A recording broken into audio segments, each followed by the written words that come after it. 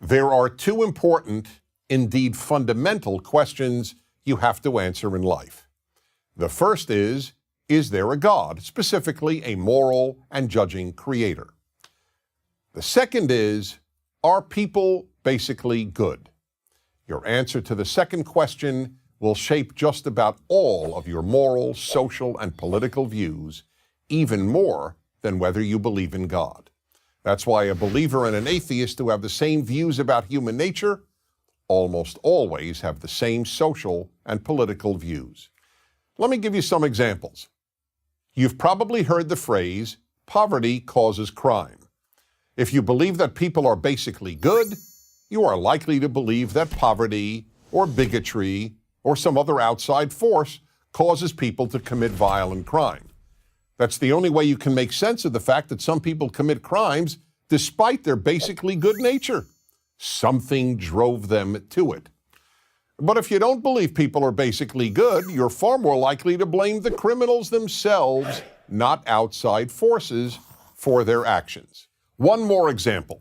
In a society where it is believed that people are basically good, parents in society don't devote great efforts toward making good people. After all, if we're born good, why do you have to teach goodness?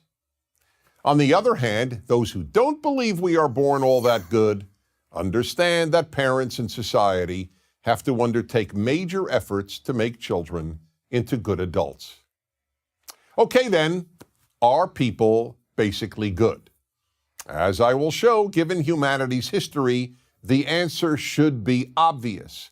Of course, human nature isn't basically good. Now, this doesn't mean that people are basically bad. We are born with real potential to do good, but we are not basically good. Take babies. Babies are lovable and innocent, but they're not good. They're entirely self-centered, as they have to be in order to survive. I want mommy, I want milk, I want to be held, I want to be comforted, and if you do not do all these things immediately, I will ruin your life. That's not goodness, that's narcissism. We are born narcissists, preoccupied with number one, ourselves. And if you've ever worked with kids, you know how cruel, how bullying they can be. And don't parents have to tell their child tens of thousands of times, say thank you? Now, why is that? If we're naturally good, wouldn't feeling and expressing gratitude come naturally? And then there is the historical record. Evils, huge evils affecting much of the human race have been the norm. Here goes just a few examples. The Ottoman Turks targeted millions of Armenian Christians for death during World War I. The German Nazi regime murdered 6 million Jews, 2 out of every 3 European Jews, including more than 1 million children and babies. The Soviet communist regime slaughtered about 5 million Ukrainians and about 25 million other innocents.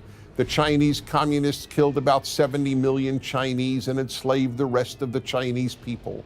The North Korean communist regime has built what one can only call the world's largest concentration camp, most of North Korea.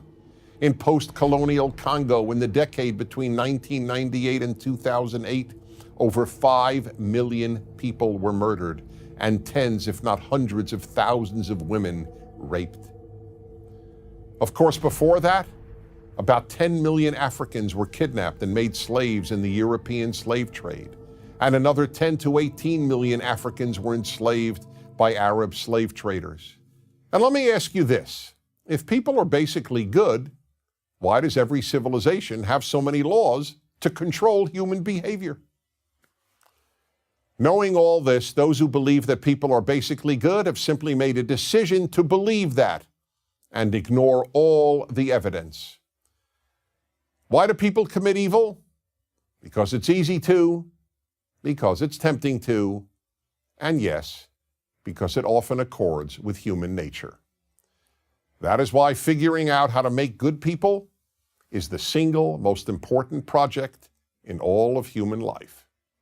But first, you have to believe it's necessary.